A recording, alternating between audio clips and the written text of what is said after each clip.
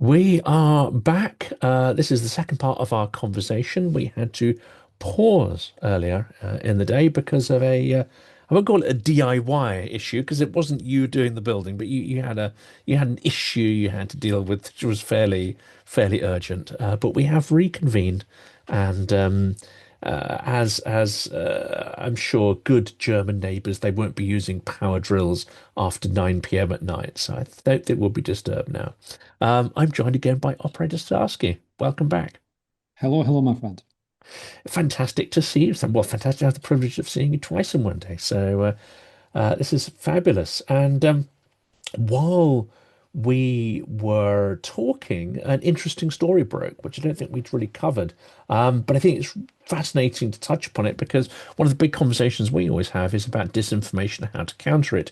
It looks like the US Department of State has just annulled an agreement it had with 22 other countries that coordinated their efforts to fight Russian, Chinese, and Iranian disinformation, decide on what hostile narratives were, share information around, and then have some kind of coordinated approach to tackle hostile disinformation.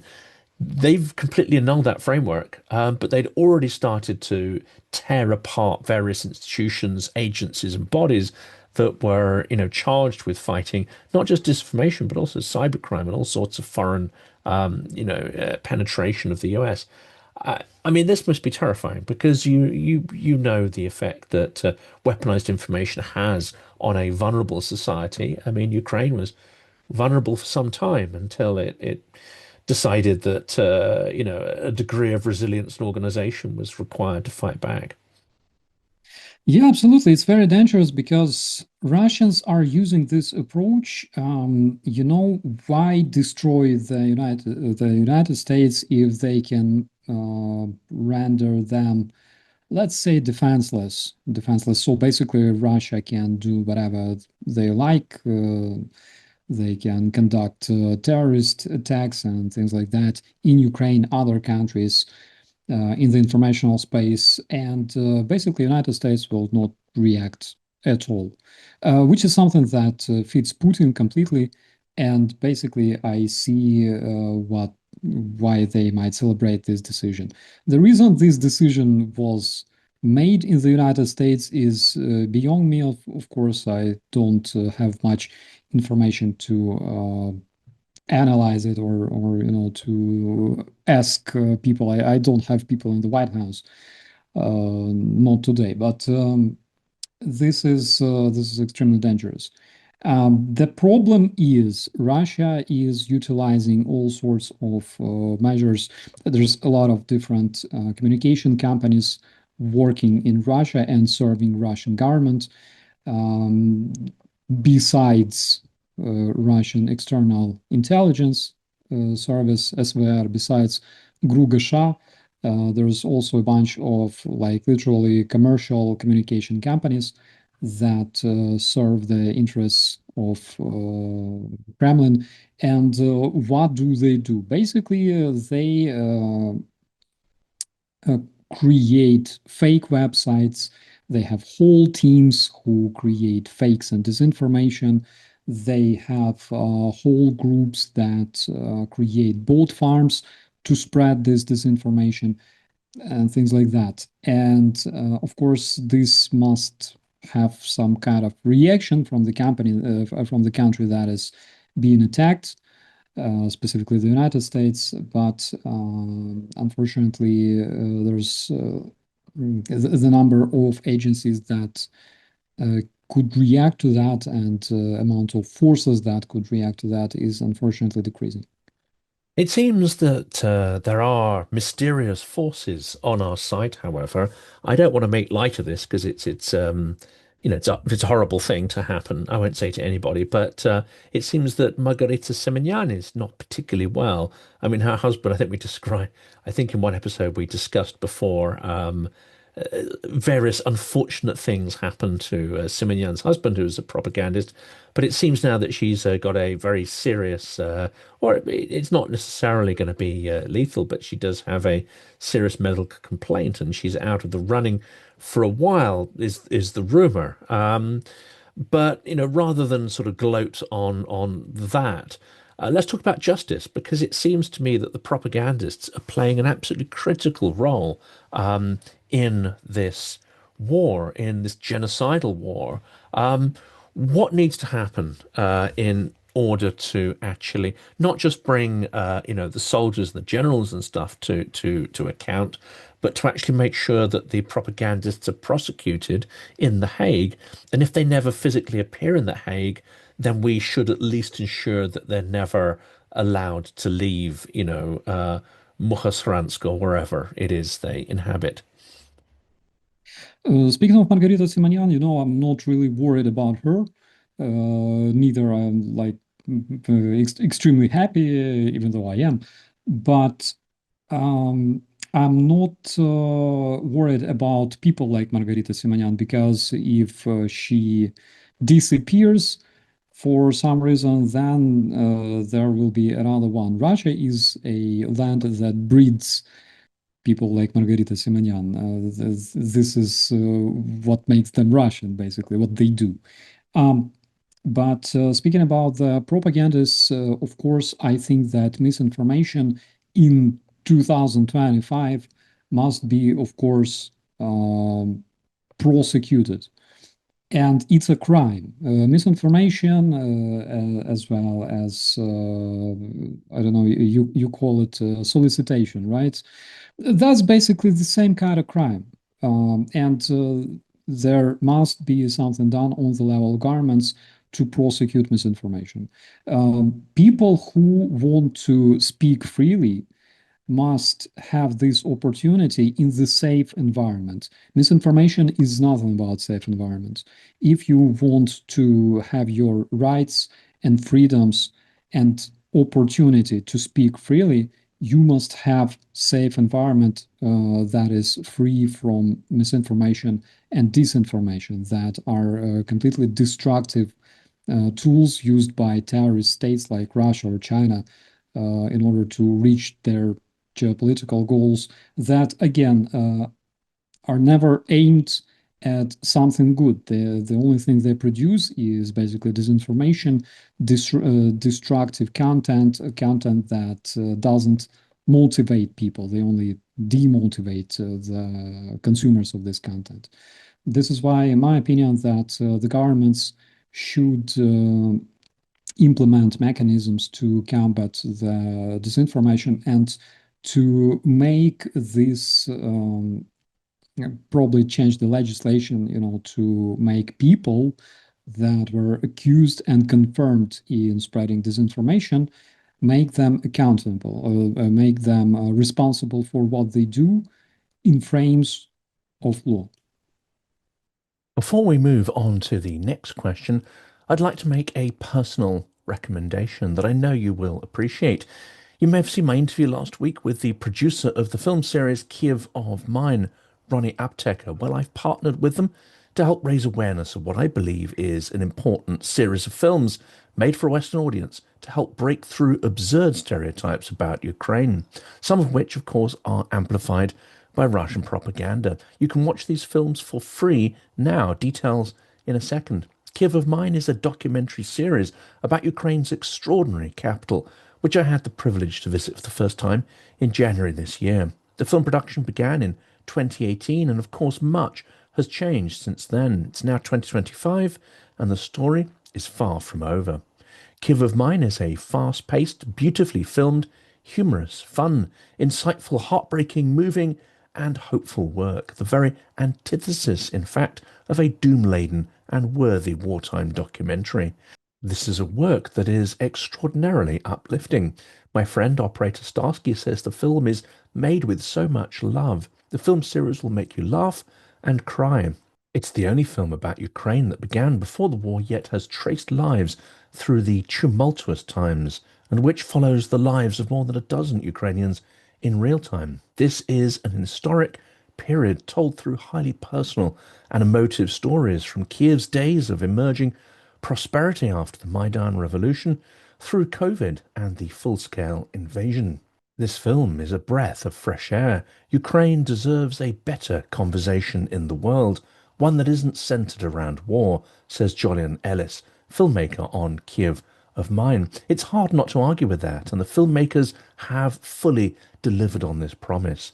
This is essential watching for anyone who calls themselves pro-Ukrainian, but I think it's also vital to get friends, colleagues, and family to watch it too, because the reality is few people have a vivid impression of Ukraine or any direct connection with its people. War is inhumane and abstract. Building an alternative perception is essential for engaging the world with the importance of Ukraine's struggle. And as we're pointing out, I think in our episodes, and we've been saying this for a couple of years, ever since we started to have conversations together, that it's a very, very simple idea. Putin will not stop. He does not have an ideological, really framework for what he's doing. There's pure aggression. Everything else is just a kind of excuse and a distraction for that aggression. And some extraordinary things have happened since we last spoke, which lead me to think that actually Russia is well on the way to a series of stepping stones to test Article 5. We had, obviously, there's Alaska and all that kind of stuff and all that kind of nonsense. But essentially, within Ukraine, you had the bombing of America's main investment, technological investment in Ukraine. That was deliberately hit. It's very much in the west of Ukraine, so that is certainly not, an accident. You had the missile strike that hit the British Council. It also hit the European Union offices and the European Bank of Reconstruction and Development. That's not often mentioned, but that's highly symbolic that was hit. You had the jamming of Ursula von der Leyen's plane, and just this weekend, you've had the first major strike against a Ukrainian government building in the capital, Kiev. Now, we can argue about how it got through. Initially, it was said it was drones, which would raise some real concerns that how do drones get into the government district.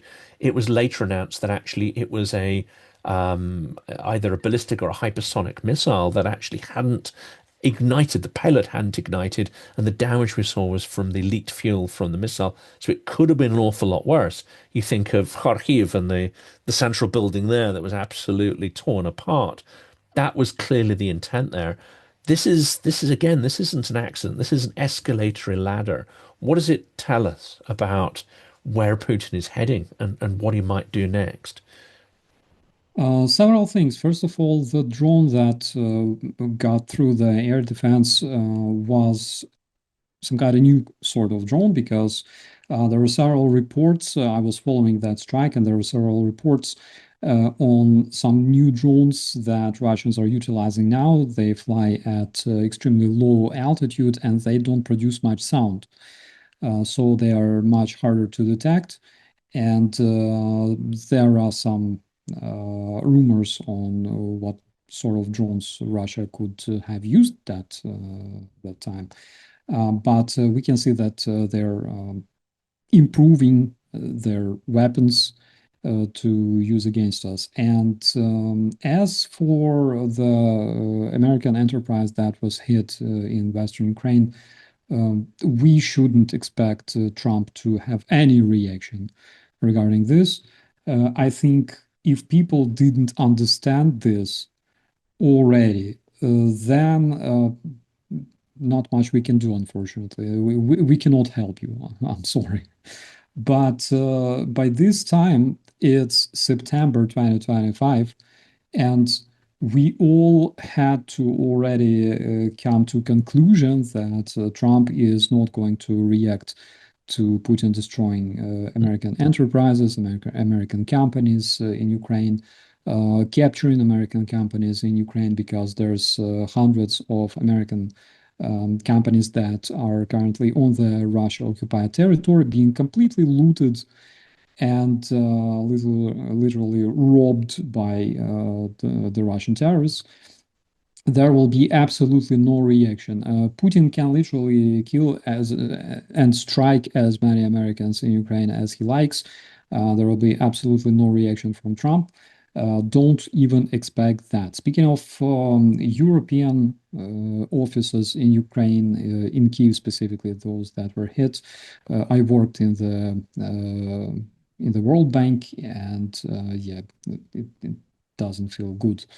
But I think Trump would even celebrate the strikes on the European offices um, in Kyiv because we all know how much Trump loves his European colleagues. And basically, Zero respect, really. Yeah. I think he supports Putin with that because we already know several cases when Trump would say that he would even encourage Putin to attack European countries. Um, he said what he said. Basically, you cannot erase that. That's absolutely, and I think there's some in Europe that are starting to slowly kind of understand that. I think they're engaged in a process of Trump management, which is just prevent him from doing the worst possible things that he could do. And some of them are starting to hopefully take action behind the scenes while protect themselves that he doesn't find out. It is extraordinary, isn't it? I mean, one thing, there are many people who've had sort of, I'd say, delusional hopes for Trump.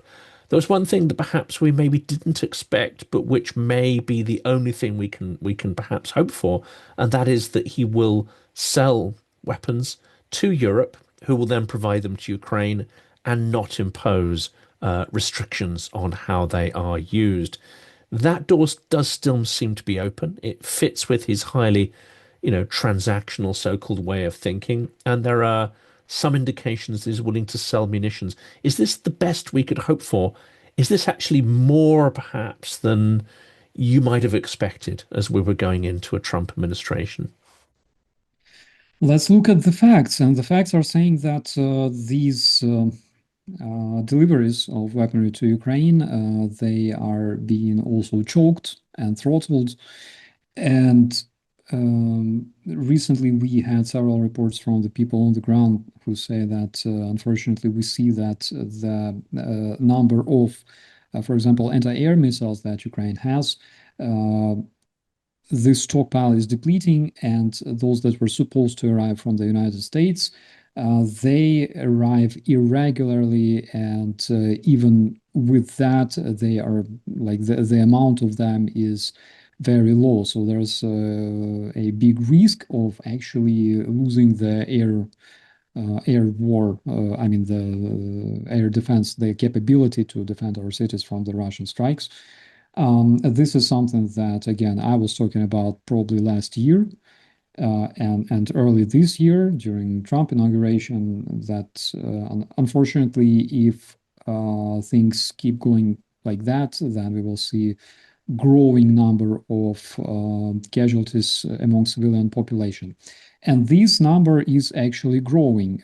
So Trump is uh, more than half a year is leading the United States, leading the administration, and during these half a year, during the 6 months, we can see that unfortunately the number of civilian casualties is growing in Ukraine. So while Trump is president, the number of casualties grew dramatically. In March, there was Hmm. the biggest attack with the biggest amount of victims compared to even September 2024, which was extremely uh, gruesome in terms of civilian casualties. I mean, for those who Um, haven't seen the figures, it's truly dramatic. I mean, every month since Trump has been in office, there's been a dramatic increase in the death and casualty rate, as well as the sheer number of strikes. It's out of all proportion. It's grown tremendously compared to Biden's tenure. Absolutely. Like, guys, let's compare facts, all right? When Trump became a president of the United States, Russia started launching hundreds of drones and missiles at Ukraine, which is something that never happened before. Ukraine also had to withdraw from Kursk region, again, as soon as Trump became a president, and many other things, the civilian casualties as well, the strikes on the governmental quarters in Kiev and things like that. If you want to find some sort of de-escalation that happened during Trump's presidency, I don't really see that. Please let me know maybe in the comments, because this is something that I don't see. What I see is completely opposite to that. I can see many very important institutions being closed again, like the financing of fighting the disinformation, which is again something so important. And unfortunately, Trump and his followers, they pretend that disinformation is something that doesn't exist, that like they literally don't care about it, you know. I spoke to several representatives of MAGA, and I can tell that they completely don't care about that. So like fanatically don't care. I mean fanatically. And unfortunately, it's very dangerous. It's very dangerous, specifically for um, United States and also for the West. As for the European leaders, I agree that some of them, of course, play behind the curtains, silicon curtains included, but.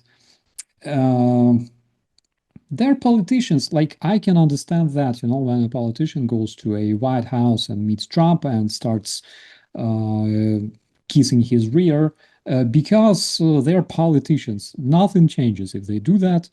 Literally, like they won't get sick. I mean, in this understanding, like this is their job, all right? They understand that this is the proper way to speak to this specific person, and this is what they do because this is best for their country.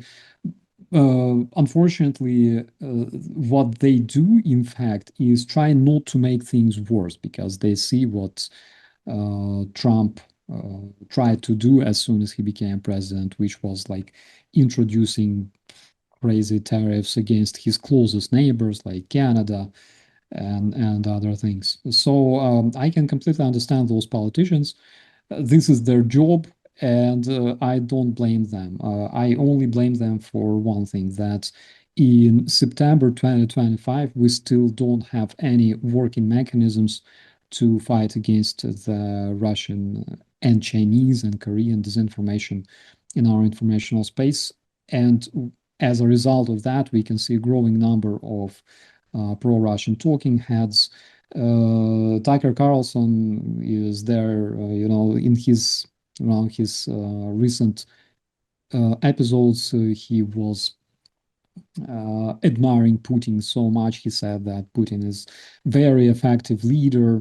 You know, so funny, to see a dude who was raised in the United States and he admires a bloody dictator who started several wars, killed thousands and, frankly speaking, hundreds of thousands of his own people, and rules his country for more than 20 years. Dude, you were born in the United States.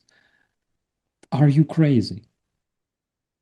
It's been said that you know Trump doesn't embody any of the ideals or values, and seems to be almost completely unaware of those ideals and values, which the US supposedly at the heart of the American dream and all these kind of things. And I don't want to be too cynical. I think there are some genuine ideals there, and I think many people have served their country in the US, whether it's in the armed forces, the police, whatever, much to their own material detriment. Because they felt that certain sort of values of freedom were higher than getting rich and so on. But Trump has no awareness, it seems, and even if he were to be, that was to be explained to him, I don't think he understands the concept of service or morality or any of these things. I agree on that. I don't know a different, like, I don't know another American president who would ever build like, a concentration camp with Yeah. like those alligators around it. Yeah, absolutely. I mean, Absolutely. but you probably don't know this, Fatty, that don't think it. I mean, this is, I rarely repeat what could be classed as rumor, but I have this on reasonable authority. I get to speak to some interesting people these days. And apparently, one of the initial ideas before they started shipping prisoners off, that I mean, people they've pulled off the streets, whether their papers are in order or not, or have a right to be there or not, they're shipping them off to El Salvador, which is pretty horrific. Their preferred plan was to actually open concentration camps on the territory of the United States in every major army base across the country. And the rumor here is that people inside the Pentagon and the military just pushed back. They actually pushed back and refused to allow that to happen. But just the scale, the audacity of, within weeks of coming to office, looking to create concentration camps, it's extraordinary. Speaking of those servicemen and servicewomen, I think unfortunately they don't understand. We all don't really understand that this is just the beginning of the process, because when you serve in an agency or in the army or in the state establishment, basically you just follow orders, and told when you're ordered to do something, you just say yes, sir, and you do that. So not much they can do, unfortunately. And even if they push back today, tomorrow things can be completely different. There are no people that cannot be supplanted, right? Um, Russians say, незаменимых нет. Right. Yes, yes, and no one is. Yeah, everyone's expendable, basically. I guess is the English translation of that.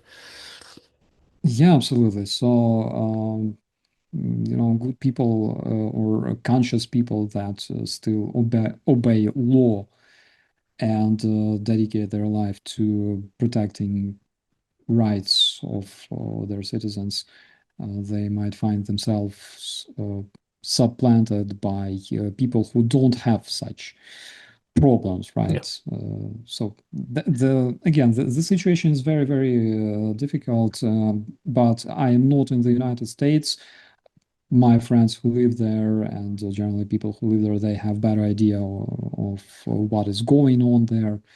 And I can only wish them luck, because in Ukraine we already experienced something like that. Basically, we were repressed for being Ukrainians during Soviet times. During the Yanukovych times, we had problems with corruption, with cops who didn't do their duties, with thugs that were literally hired to beat up people who wanted to live freely in a democratic country. And we already went through this. And I don't really know how will it all end. Will it end peacefully or not? We will see. I really wish, for the American people to go through this period, become more wise than they were, because we all need that. We all need to evolve, and next time avoid mistakes they did previously. And I mean, we talk a lot. We've talked a lot about America. We talk a lot about Russia. Unfortunately, we always do. I mean, Russia demands attention through its aggression. That's partly the point. Let's turn to Ukraine because it never ceases to amaze me the extraordinary resilience. And when people think of resilience, it's quite an abstract concept, but it's in individuals. It's individuals who are doing remarkable things, individuals who have a set of values that they won't surrender for anything. And now I've heard so many of these individual stories of people doing incredible things because they have this sort of grounded sense of who they are, their Ukrainian identity, but also a moral framework. But also, I get the impression that Ukraine decided sometime back in 2023 that it had unreliable allies, allies that were very welcome, but nonetheless could not be entirely depended upon, and started to seriously develop and scale up things like drones and so on. Now we have a whole zoo of drones, which have helped, especially in the absence of manpower on the Eastern Front. But we also have Flamingo, and I know you've done some episodes on that. I'd just love to hear your view on how Ukraine is building the technical capability to push back Russian aggression, because it knows ultimately that it can only rely on itself for its own survival, ultimately. I agree on that. And Ukraine is not only, let's say, improving in terms of drone warfare. Ukraine is basically the country that uh, creates the foundation for the drone warfare, because when we talk about drones, of course, there are different types of them and they all serve different purpose. For example, if you are at a position on the front line and you have some kind of sector to defend, of course, you won't be using, huge Shahed-like drones to strike Russians there in the area. You will be using smaller drones, FPV drones, or drones that drop charges. There are bigger drones that drop charges that are used not on tactical but on the operational level. There are drones that can be used strategically, right? And basically, Ukraine is creating the doctrine of the drone warfare, and this is something absolutely crazy. But I think that in future we'll be studying that in the history books, all right, in the military institutions. So Ukraine also develops missiles. As we know, we have several types of them, starting from the legendary Neptune that sunk the Moskva cruiser, right? And even those missiles, they were also modified because Ukrainian engineers tried to find a way to turn those missiles from, let's say, operational or tactical missiles to strategic missiles. So they modified the shape, the size of it, modified the warhead. So now they can fly more than 300 kilometers, as we know from what we can tell from the information that is available, and they carry much larger warheads, and they can also be utilized not only against ships but also against land targets, which is again very important. And Flamingo was the next step because this missile can fly much longer distances, carry much bigger warhead that weighs something like one ton or something. But 1,300 pounds or kilos. It's got a fairly substantial payload, hasn't it?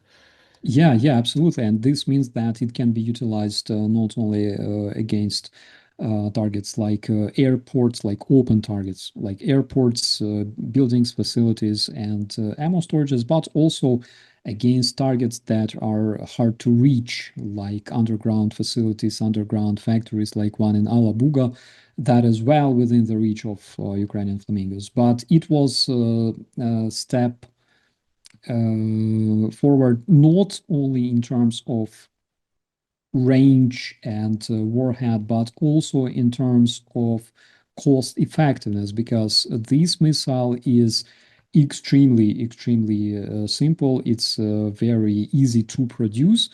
As we know, Russia is still struggling, producing their Iskander missiles, their Caliber missiles. Ukraine produces 7 Flamingos a day at this point. And when the Associated Press came with this report on these missiles, we already knew that Ukraine produced something more than 400 missiles at that very moment. So cost effectiveness is, of course, very important when you are fighting against an enemy that has enormous advantage over yourself in terms of resources, 100 times more resources, 10 times more men and things like that. It's extremely important to use resources and costs effectively and outplay, be better than your enemy. And Ukraine is amazing in this regard. Ukraine is absolutely amazing. And of course, I mean, this in hindsight, again, when the history books are written, it might be said that Russia's strategy of hitting civilian targets has utterly failed. It's failed to shut down the energy grid. That's become extremely resilient. I mean, of course, there are fewer people in parts of Ukraine, but actually there's extraordinary energy resilience. So that's failed.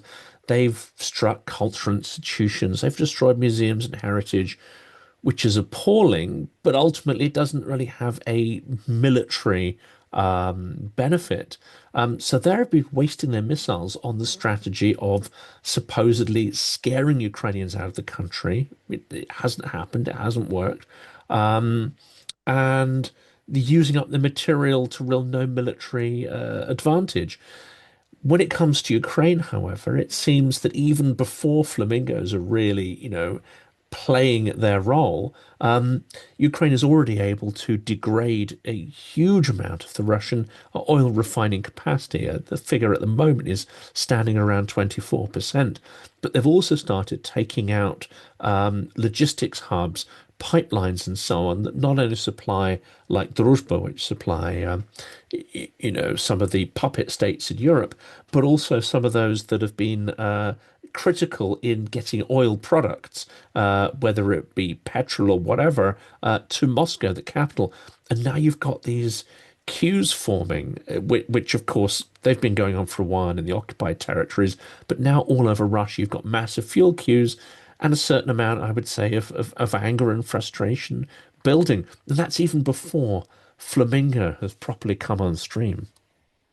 I agree on that. One of the reasons why Russians strike civilians, and I think I already mentioned that several times in my streams, is an attempt to stretch Ukraine's air defense. So they know that, for example, if you have 5 Patriot launchers, all right, you can situate them around a specific object.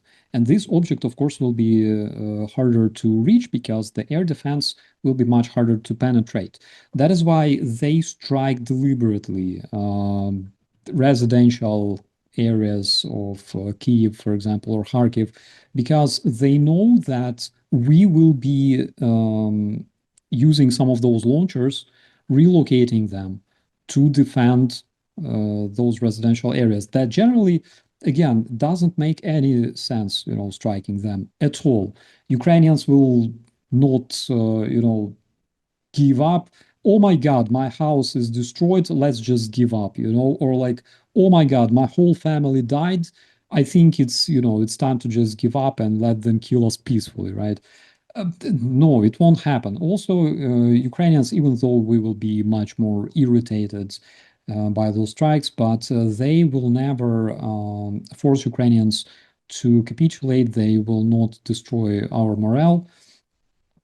Because even now, even though we have victims, but compared to, for example, bombing of London during the World War II, the numbers are like incomparable, right? In the United Kingdom, how many people died in just 5 years Oh, of? I need to look that up, but But considerable number, and of course, huge swathes of London were completely flattened. I mean, entire streets, blocks, even areas. If anyone's visited, say, the Barbican Centre, that sort of concrete monster that is based in central London. I say monster, actually. I think it's quite an attractive piece of architecture. It covers many, many acres of land, and the reason is that space of London was entirely wiped out. Hundreds of buildings. yeah, and looking at that, you understand that even from this standpoint, Russian strikes on the civilian quarters, they are not extremely successful, right? Even though there are already cases of Russia using cluster munitions in striking civilians, specifically like it was in Sumy when they hit the downtown with plenty of people going to church, and they used cluster munitions against those people. That is literally the munitions that are designed to eliminate large number of personnel or literally people. So there are already such cases. We already understand that it's not just, they're trying to send missiles there, so we would spend more of our anti-air missiles. But that is a deliberate strategy of eliminating Ukrainian people. Yeah. But at the same time, the only reason they do that is because they want Ukraine to run out of Ukrainian air defenses, specifically the anti-air missiles, because they know how much we value the human life. They know that we will definitely take a bunch of anti-air systems. We will relocate them and make sure that they protect the residential areas that are full of people.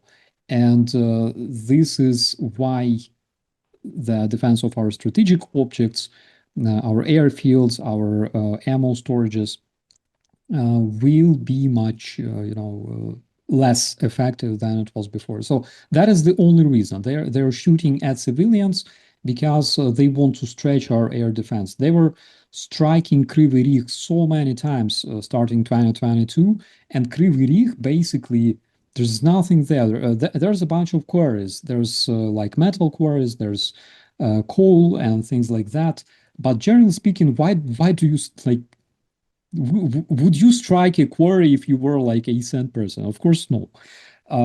Besides that, there's nothing in Kryvyi Rih. Kryvyi Rih is a birthplace of Ukrainian President Zelensky, of course. But again, that is like symbolism that, all right, we can speculate if it means something or not. But the very fact that they literally strike this city means that they want Ukraine to relocate our air defense there to protect people. That's it. Yes. There's nothing strategic in Kryvyi Rih. But Kryvyi this Rih is is interesting, isn't basically, it? Because a huge number of the air defense systems that Russia has, which should be used to protect refineries and strategic objectives, are actually used to protect the places where Putin regularly goes. So maybe they're thinking, aha, if we strike Kryvyi Rih, they're going to do what we do. Not, of course not. yeah, absolutely. Ukraine is not striking Russian civil population deliberately because it makes no sense. First of all, Ukraine needs those weapons to strike Russian terrorists. All right. Like, what's the point of hitting a residential building if there's 100 of Russian soldiers hiding in barracks somewhere on the occupied territory? That is important. That is important because civilians don't capture the territory. Russian invaders do, and there's no point in striking them.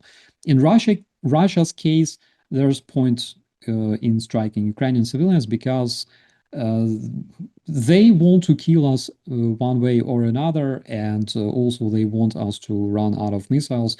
It's an obvious fact. Um, what I wanted to mention is that Putin has several palaces, as for what we can tell from the available information, and of course, those are extremely well protected by the air defense. But besides that, Russia is a huge country, and defending that whole territory with air defense is very, very hard. Do you think this will have? I mean, we've talked a lot about whether there's going to be any kind of change in Russia around Prigozhin. It seemed that maybe there was the chance of a coup. I haven't seen the other characters like Prigozhin. I mean, the only one who even comes close to having any personality is an internationally convicted war criminal himself, which is Igor Strelkov-Gerkin. But like Prigozhin, I mean, amongst all the poisonous rubbish he talks about. Um, there's a portion of truth in there, which is actually quite rare amongst the Russian system and all the minions. But he's in jail. He's not going to organize or be able to organize any kind of coup. It seems there's no figures to do that, and Western commentators are endlessly talking about, the oligarchs as if they have any kind of political agency. It's a police state. In fact, it's the only state that is actually owned and run by the intelligence services in the history of mankind. So it's ludicrous to think that there are these groups outside of that cult that are going to have any kind of traction. Um, do you think maybe at some point the FSB will go like, okay, this isn't working too well, and this Putin guy's lost the plot. Right, we're going to get VVP, 2. We're going to get his clone out, and yeah, we'll try again with another one. That can happen, of course. However, there are still some people like Gubarev, like Baradai, sometimes they speak, the actual words. Yes. Of course, it's dangerous for Putin's regime, but it's not dangerous enough. And I think as soon as it becomes dangerous, they will just disappear, which is something they don't really want to do, to experience. And but there are such people, and it's really good. Again, among the followers of Strelkov Girkin, there is a lot of dissatisfied Russian fascists. They are extremely mad since the day Girkin went to jail, and they have several video blogs that, of course, they don't run them in English. I Yeah. watch them from time to time. Sometimes it's interesting to hear what they say, how they justify this killing of my people.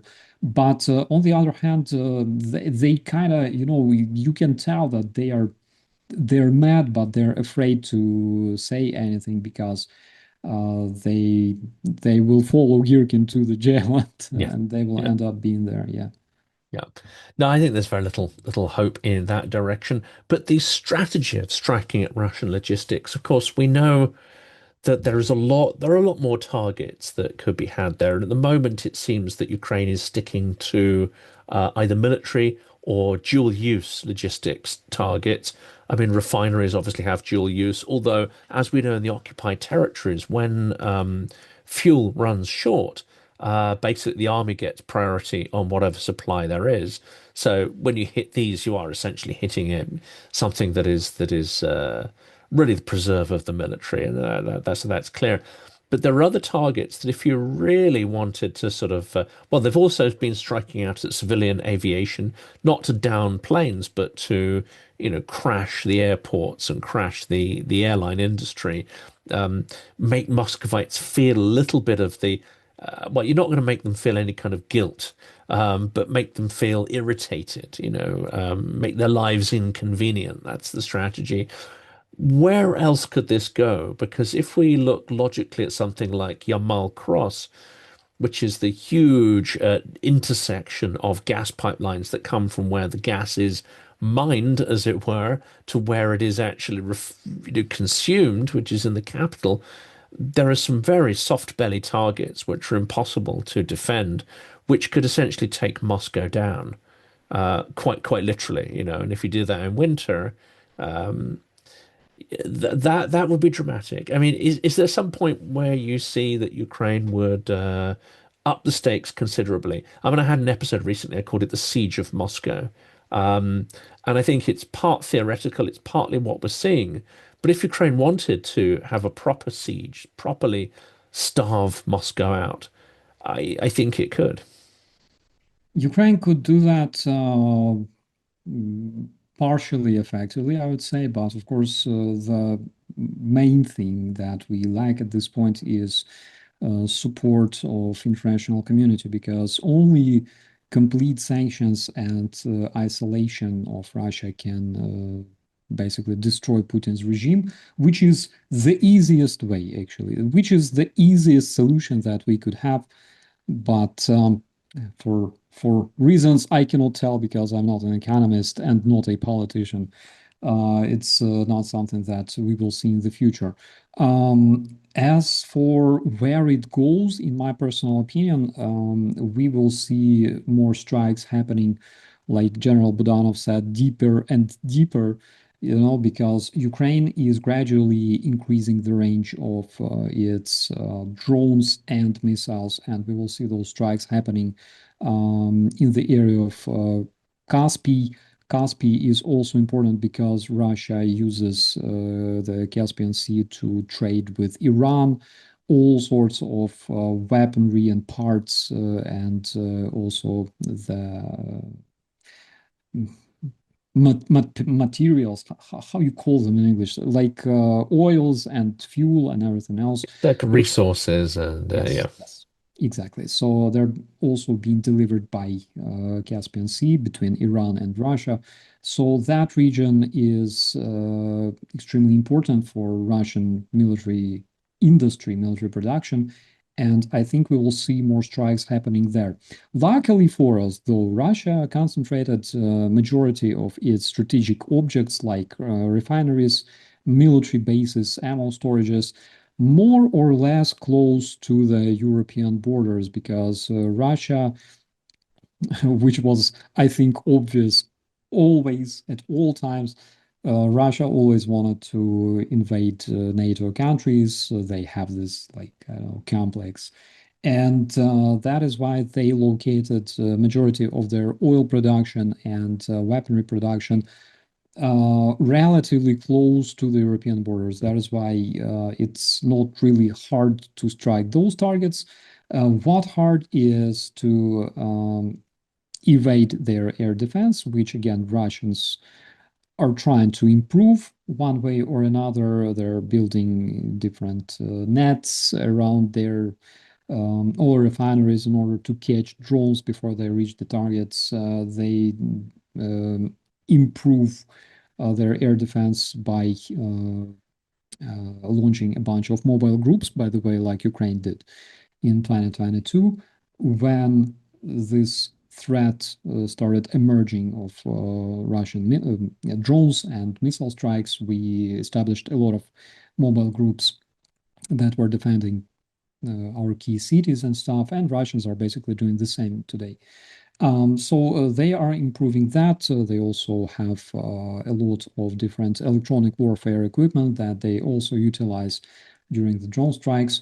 However, in the future, we will see a lot of cases of growing Russian irritation, right, and dissatisfaction because we will see growing deficit of fuel in Russia. Again, Russians are not really happy to fly their airlines at this point for two reasons. Reason number one is because whenever there's a drone strike or missile strike taking place on the Russian territory, usually they don't allow the passenger aircraft to fly. And the reason for that is because they don't want to hit their own airplanes, which is something that happened multiple times in Russia. And the reason number two, of course, is because there are those harsh sanctions on Russian aviation, and big companies like Boeing or Airbus don't service their airplanes. They have to supplant their details with something made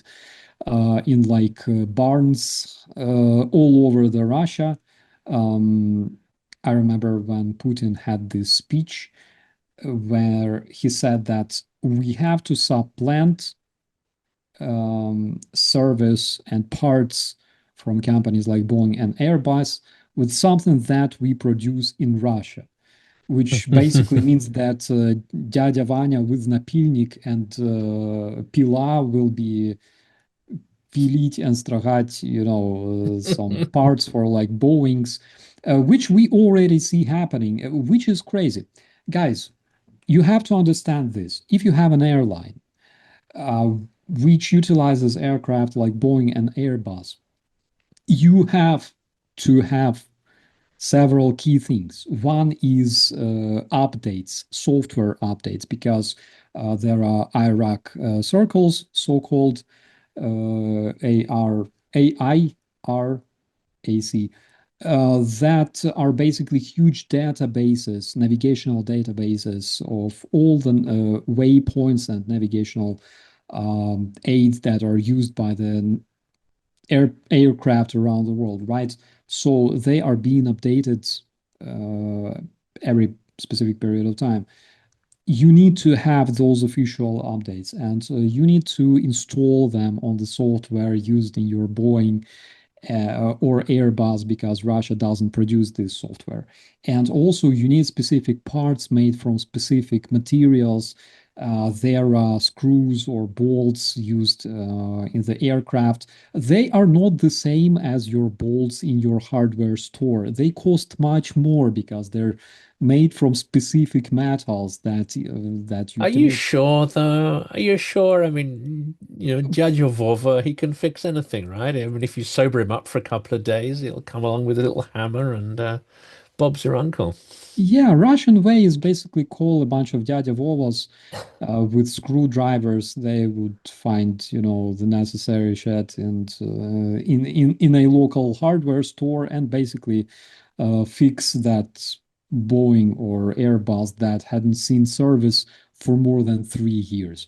And that is basically the reason why we can see so many accidents happening in the Russian aviation. The number of failures basically that we can check from the open sources, right?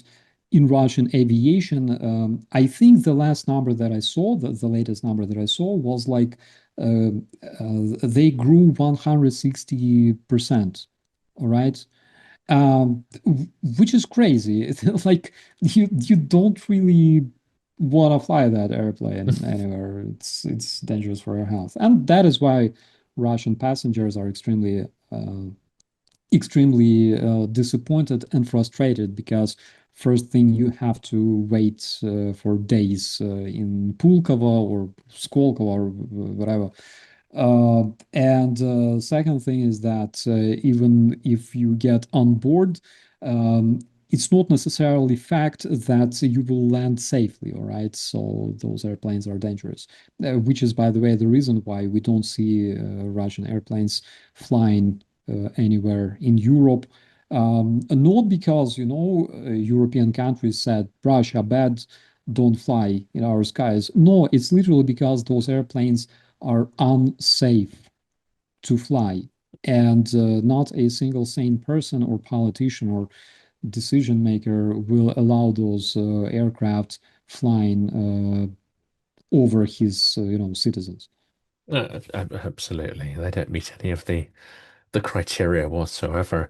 Um, I mean, before I go on to the last serious topic, I mean, one of the funniest things I think I've ever seen was one of these Jajovovas, and the power supply in the village had gone down. So this guy was called in to try and, bodge the cables together and get the power going. He was so drunk, he couldn't actually stand up. And they were coming out feeding him, cups of tea, to the point where, okay, he can stand up, great. And he had these shoes, they're like metal shoes, where you have a spike coming out of each shoe, and it allowed him to climb the telegraph pole. But he's absolutely wrecked, and he's still trying to climb this telegraph pole, and he keeps getting halfway, and then just literally falling out into the ground and trying again, or falling backwards and just hanging on by his feet. It is quite literally, it's the second funniest thing. I'll tell you in the next episode, I'll tell you the funniest thing I saw, which is quite a cruel thing. But that was something else. But yeah, that's, I mean, anyone who's been there will have a mental picture in their heads of what that's like. And you don't want these guys anywhere near an aeroplane. I asked in the earlier episode whether I think it was this episode actually, the series of escalating steps to hit Western targets within Ukraine. I mean, humiliation is a big part. They can hardly have expected to really cause too many casualties or any, but it's there to sort of humiliate and test the resolution of the West. So this seems to me to be building up to something, a full test of Article 5. What could that be? Because, back in 2022, most of the world's experts would say that a full-scale invasion was impossible, unthinkable in our modern day and age, because it would be utter insanity. And yet here we are. What is it that our experts think is impossible, but which Russia could be crazy enough and evil enough to try next? Those experts should literally learn more about Russia, all right? They should watch Russian videos, Russian content. They should get more acquainted with Russia because you don't really judge Russia by watching, I don't know, Mikhalkov's movies or like Siberian Barber or that But kind of shit. Tarkovsky, no, and they're not going to really learn the real Russian soul with. Yeah, you have to learn Russia by watching their content to understand how much they hate you in your wealthy and well-fed society on the West, right? Because they don't have any of that. And you also have to find like real people who know something about Russia. Uh, that is the reason why they are so much wrong about Russia's real capabilities. It's either they consider Russia at all this absolutely amazing, beautiful country, like Tucker Carlson, all right, so with those amazing moving steps in a grocery store. Um, Remarkable. Little trolleys with the miracle that you can put the little holy coin in and release the holy trolley. crap! He should go to like Kaufland in Germany. Seriously, there's like they're everywhere here. Um, and on the other side of the spectrum, there is Joe Rogan, always like extremely afraid and panicking. Oh my God, Russia! Oh my God, what if they hit us with nuclear weapons? What if they are tough? They are so tough. You see, they're fighting 3 years straight and still gaining territory, you know? And those people are ridiculous because they have so little knowledge about what Russia is. I don't know if it's really them to blame because Russia is really good about, in terms of spreading disinformation and their campaigns aimed at improving or establishing their image are very good, actually, right? So they're professional. Um, at the same time, people must understand the reality. They must understand what the real face of fascism looks like. Because take that recent example of Russia's strikes on European and American companies in Ukraine. The very fact that they strike those companies, not even that, the very fact that they strike civilians because they want Ukraine to spend the stockpile of anti-air missiles. Decision is very simple. Let us strike civilians. Okay, Ukrainians will be protecting them, and the defense of their strategic objects will be smaller, right? The very idea, like what sort of freaking maniac born, I don't know, in a barn is that? To literally decide to strike residential quarters, residential areas, because they want Ukraine to spend more missiles to intercept those. Yeah. That is the thing. That is like cold-blooded, calculation. That is something. I don't know. The famous anonymous in Russia said Yeah. that Russianism is basically a chaos of shit and death. That is literally the case. And the one that happened today is absolutely illustrative of it. They hit a village, they hit a line of pensioners who are looking to get their pensions. I mean, these people in their entire lives, if you put all the money they've earned and all the possessions of their entire lives, it probably wouldn't amount to the same that missile cost to wipe them all out. I mean, it makes no sense unless you look at it as a kind of pathology, as a kind of mental illness. Absolutely. But one thing people started to forget is basically how much atrocious Russia is. Because since, I don't know, since times of the World War II, nothing changed much. They are still atrocious, they still commit war crimes against civilian population. Nothing changed. But we don't talk much about it. Most probably the reason is that, our society doesn't really like bad news. We would rather watch some kind of action movie or like something extremely full of gore and blood and massacre in a fiction than facing the same in the real life. And the reason for that is because we don't really like, real stress. We like to escape somewhere and find the stress that motivates us rather than something, like what is happening in Ukraine. And a distortion of history and historical memory. There are three things that I think people need to get their minds around, and these have been almost, buried or hidden from sight, sometimes intentionally. One is that Russia or the USSR was one of the initiators of World War II. World War II would not have happened at that scale, and it wouldn't have unfolded in that fashion if Stalin hadn't really given the green light to Hitler to move forward. Why? Well, because Stalin wanted the West to degrade itself, to fight amongst itself until it was weakened, and then he could sort of swoop in and introduce, in those days, a sort of glorious socialist revolution to the shattered countries. It's starting to be really well documented. The other fact that people ignore is the extraordinary rape of Berlin and Germany as the Soviet forces moved in, and the extreme brutality. And the third one is the suppression of Eastern Europe for half a century or more, and the absolute tyranny and brutality with which that was done. It's extraordinary how these things get forgotten or distorted or covered up. I agree on that. There are people out there who say Ukrainians cooperated with Hitler, SS Galicia, and things like that.